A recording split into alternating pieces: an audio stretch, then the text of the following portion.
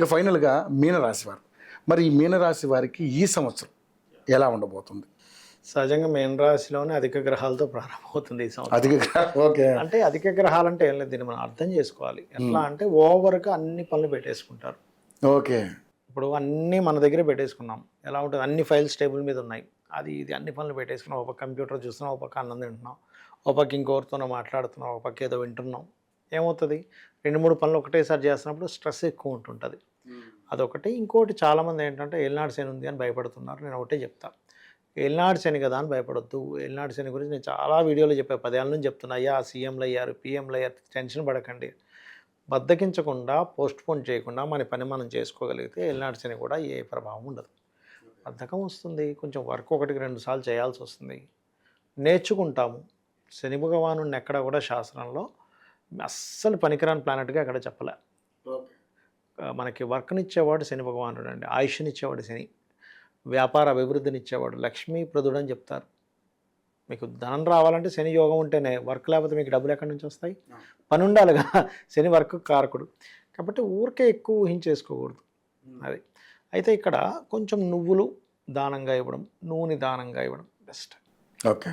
ఇక మొదటి 2 నెలలు వీళ్ళు సంతానం లేదా ఫ్రెండ్స్కి, సంతానంతో లేకపోతే సంతానానికి తెలిసిన వాళ్ళకి డబ్బులు ఇవ్వడం, లేదా ఫ్రెండ్స్కి ఇవ్వడం, షేర్ మార్కెట్, ఈ బెట్టింగ్స్ జోలికి వెళ్ళకూడదు వీళ్ళు. అంటే తర్వాత వెళ్ళమని కదా నా ఉద్దేశం, అస్సలు పనికిరాదు. మొదటి అసలు బెట్టింగ్ యాప్స్ గురించి పెద్ద రచన అస్సలు పనికిరాదు వీళ్ళకి. ఎందుకంటే 2వ అధిపతి 5లో నీచి పొందాడు కదా, ఘోరంగా ఉంటుంది పరిస్థితి. కొంచెం ఎక్కువగా ఇంట్లో తక్కువ, బయట ఎక్కువ తిరగడం జరుగుతూ ఉంటుంది.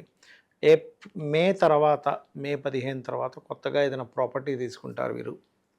ఎందుకంటే మంచి ప్రాపర్టీ యోగం ఈ సంవత్సరం ఉంది వీరికి. కొత్తగా ఏదైనా కోర్సెస్ చేస్తారు, వీళ్ళు అప్గ్రేడ్ అవుతారు. అండ్ వీళ్ళ జీవిత భాగస్వామికి కూడా కొత్త ఉద్యోగ అవకాశాలు వస్తాయి ఈ సంవత్సరం. అలాగే సప్తమంలో కేతువు, లగ్నంలో రాహు ఉన్నందుకు ఏదైనా మ్యారేజ్ ప్రపోజల్స్ ఏవైతే ఉంటాయో జూన్ తర్వాత చేసుకోవడం మంచిది. కాకపోతే జూన్ తర్వాత నుంచి కొంచెం ఫాదరు లేదా గవర్నమెంట్ వాళ్ళతో, అంటే గవర్నమెంట్ వ్యక్తులకి అప్పులు ఇవ్వడం కానీ, ఫాదర్తో ఉండే చిన్న చిన్న ఇవి గతంలో ఏవో చిన్న, ఎందుకంటే మీనలగ్నం వారికి సర్వసాధారణంగా వీళ్ళకి కూడా, వీళ్ళకి ఏంటంటే అన్వేషణ ఎక్కువ ఉంటుంది. అంటే అసలు నేను ఎందుకు పుట్టాను, వాట్ ఈజ్ మై లైఫ్, అసలు నా జీవితం ఏంటి, నేను ఏదో కర్మ క్లియర్ చేసుకోవడానికి పుట్టాననే తిరుగుతూ ఉంటుంది వీరికి. నిజంగానే వీళ్ళకి యాక్చువల్గా మీరు గమనించండి, ఎనీ మీనలగ్న ఫాదర్తో ఉంటుందండి వాళ్ళ కనెక్టివిటీ పూర్తిగా.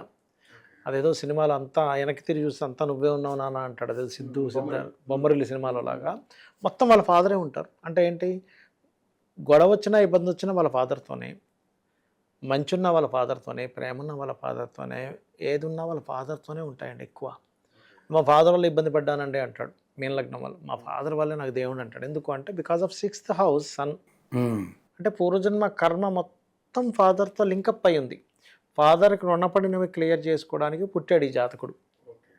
అందుకని అక్కడ కేతు వస్తున్నందుకు ఏమవుతుంది అంటే 6th హౌస్ కేతు ఫాదర్తో కొన్ని పాస్ట్ లైఫ్లో ఉన్నటువంటి కొన్ని రుణాలు తీర్చుకోవడం అనేది జరుగుతుంది ఈ 1.5 year కూడా. అది యాక్సెప్ట్ చేయాలంటాను నేను. ఏంటంటే మీరు ఇప్పుడు ఒక లోన్ తీసుకున్నారు, లోన్ కట్టమని మీకు వచ్చింది, అది యాక్సెప్ట్ చేయాలి. నేను కట్టనంటే ఎట్లా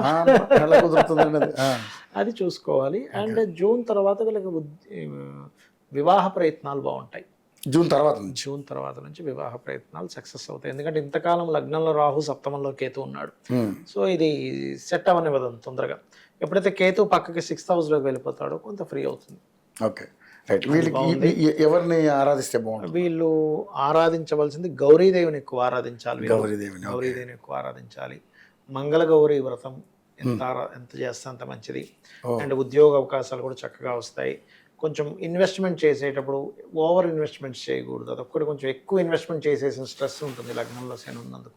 12వ అధిపతి కూడా అవుతాడు కదా, అంటే ఏదో ఎక్కువ లాభాలు వస్తాను ఎక్కువ ఇన్వెస్ట్మెంట్ చేస్తారు.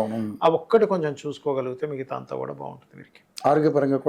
ఆరోగ్యపరంగా అంటే వీరికి నర్వ్ రిలేటెడ్ చిన్న వస్తుంటాయి, స్కిన్ నర్వ్, అదొక్కటి చూసుకుంటే సరిపోతుంది. ఓకే.